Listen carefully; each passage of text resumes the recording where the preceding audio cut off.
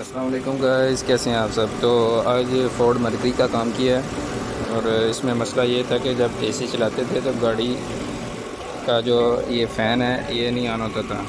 तो इसको फिर डायग्नोस किया था तो उसमें उसके कोड आ रहे थे। वो भी अभी मैंने उसका प्रिंट निकाल के रखा हुआ है, वो मैं आपको बताता हूँ। उसके कोड आ रहे थे कि ये एक छोटा सा इसका कंप्यूटर लगा होता है किस्म का। तो इसमें एक पॉजिटिव होता है और एक नेगेटिव होता है, और एक जो होती है वो तार कंप्यूटर से आ रही होती है। ये फोर्ड मर्क्यूरी है, 2006 मॉडल है। तो इसका जो ये जो एक तार कंप्यूटर से आ रही होती है ये इस वाले फिश में आ रही होती है। ये 1 2 3 ये पहले वाले जो फिश है इसमें से कार ये होती है 14 नंबर तार, येलो रेड कलर की है। वो तार आ रही थी और उसको फिर सेट किया है। तो अब इसका मैंने चेक किया, वो तो चलने लग गया है। अब देखें इसका वो प्रेशर बना रहा है, ये पानी बाहर आ रहा है, यानी इसका प्रेशर काफ़ी बन गया है। अभी मैं इस गाड़ी को बंद करता हूँ और इस प्रॉब्लम को देखता हूँ कि ये अब प्रॉब्लम क्यों आ रही है। ये अगर इस तरह प्रेशर बना रहा है तो ये फिर एक किस्म का आपका रेडिएटर फट भी सकता है और डैमेज काफ़ी ज़्यादा नुकसान भी हो सकता है। तो बाकी की वीडियो मैं ब्रेक के बाद बनाऊँगा।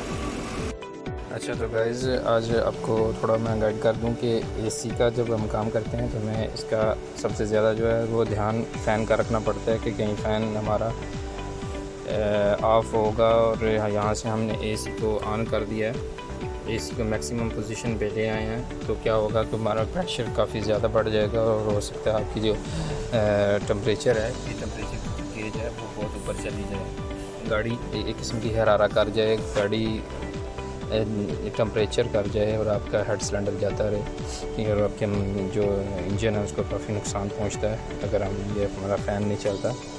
तो जब भी आप गाड़ी ड्राइव कर रहे हो तो ये जो टेम्परेचर वाली सुई है, मिडल है, ये जो ये वाली, इसको आप ध्यान में रखा करें कि ये दरमियान में होनी चाहिए।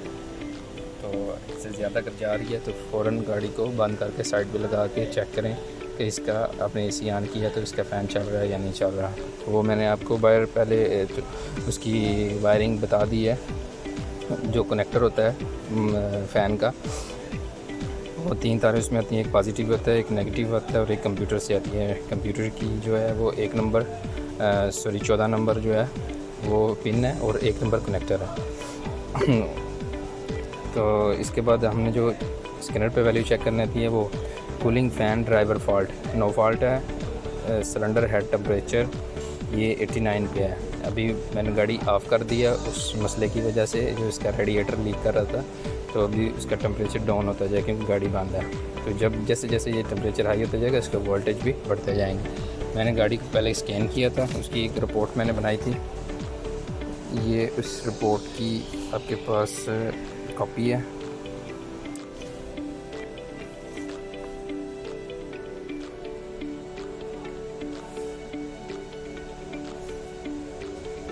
इसमें मेरे पास जो है इग्निशन कॉइल ई है, EGR है, एवेपोरेटर मीन है, कूलिंग फ़ैन 1 कंट्रोल माल फंक्शन है, एसी प्रेशर उसका फिश उतरा और कनेक्टर उतरा हुआ था, उसका कोड आया हुआ था, और cylinder head temperature, cylinder high input जब आ जाए तो यहाँ तो उसका फिश उतरा हुआ है, यहाँ कुछ तार टूटी हुई है, ये मसला था। ठीक, कूलिंग फ़ैन 1 कंट्रोल सर्किट माल फंक्शन में ये था कि इसके जो कंप्यूटर से जो वायर आ रही थी उसमें हमारा करंट नहीं आ रहा था, यानी 5 वोल्ट आने चाहिए वो नहीं आ रहे थे। तो फिर उसको क्लियर किया। ये एक रिपोर्ट होती है, पहले आप रिपोर्ट बना लें ताकि कस्टमर बाद में आपका कंप्लेन ना करे कि मेरी गाड़ी में तो मसला ही कोई नहीं था, आपने वैसे ही काम किया है, ये है वो है। तो उससे बेहतर है कि मैं पहले ये रिपोर्ट बना लेता हूँ ताकि उसको फिर हम ये बताएं कि आपके पावर कंट्रोल मॉड्यूल में 8 फॉल्ट थे वो क्लियर किए हैं, और ABS में एक फ़ॉल्ट है उससे हमारा इत्तेफाक नहीं हुआ। यानी पहले हमें उससे एक किस्म की इत्तेफाक करना पड़ता है कि हम हमारा इतना काम करेंगे और इतने पैसे लेंगे। तो ये अब देख लें कि हमारे ये 8 फॉल्ट थे, 1 1 2 2 जितने फ़ॉल्ट थे उसको मैंने क्लियर भी किया, और अभी हम देखते हैं कि हमारे कितने फ़ॉल्ट रह गए हैं। ये डायग्नोज़ किया, ये 4 फॉल्ट हैं। इस 4 फॉल्ट का हमसे इत्तेफाक नहीं हुआ। ठीक है, रिपोर्ट मैं देखता हूँ तो मेरा कस्टमर कहता है कि बस मैं जब एसी पे चलाऊँ तो मेरा फ़ैन चलना चाहिए ताकि मेरी गाड़ी को टेम्परेचर ना करे। तो हमारा वो इत्तेफाक हुआ था। तो फिर ये जो काम है ये हमने नहीं किया। ये वैसे मैं आपको बता रहा हूँ कि इसका EGR का भी हो सकता है, एक फ़िश कनेक्टर ख़राब हो, और इसकी वायरिंग भी चेंज है। इस गाड़ी की वायरिंग चेंज हुई है, तो कुछ कनेक्टर इसके थे, कुछ नहीं थे। तो ABS में भी इसका एक कोड है, सर्विस कंटिन्यूस मेमोरी, इसका भी हमसे इत्तेफाक नहीं हुआ, लिहाजा हम इसका काम नहीं करेंगे। तो गाइस जो इधर सऊदी अरेबिया में रहते हैं वो इस बात को अच्छी तरह समझते हैं कि पहले गाड़ी काम करने से पहले हमें ज़बून यानी कस्टमर के साथ इत्तेफाक करना पड़ता है, तो फिर हम उस गाड़ी का काम करते हैं। ये जो इत्तेफाक है, अगर आप हाफ पे काम कर रहे हैं तो फिर आप करेंगे, अगर आप कंपनी के अंदर, वर्षे के अंदर, वर्कशॉप के अंदर काम कर रहे हैं तो आपका मदीर करेगा। तो जितना काम का इत्तेफाक हुआ उतना काम करना है। ज़्यादा करेंगे तब भी कोई फ़ायदा नहीं, कम करेंगे तब भी आपका वो बोलेगा कि हमारा इतना काम का इत्तेफाक था, आपने नहीं किया। क्योंकि ज़्यादा के वो पैसे नहीं दे के जाएगा, तो आपको फिर खामखा क्या काम करने का फ़ायदा।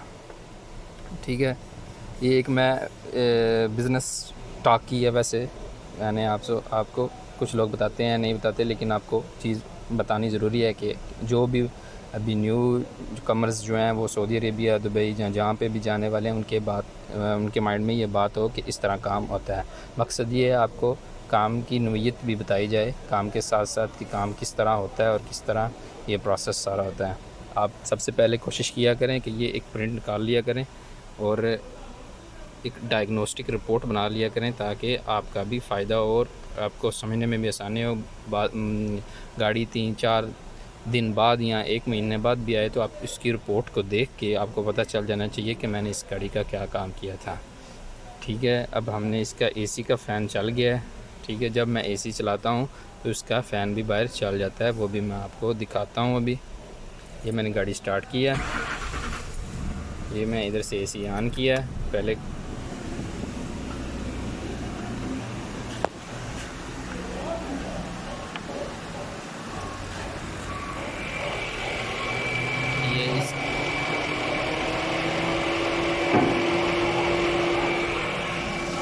ये आपने देखा है, इसका चल गया फ़ैन। ओके, उम्मीद आज वीडियो थोड़ी शॉर्ट ही है, लेकिन सीखने के लिए काफ़ी कुछ है। अगर आपकी मालूमात में कुछ इजाफा हो तो प्लीज़ मेरे चैनल को सब्सक्राइब, लाइक और कमेंट। कोई आपको बात समझ नहीं आई तो वो कमेंट कर दें। Thank you.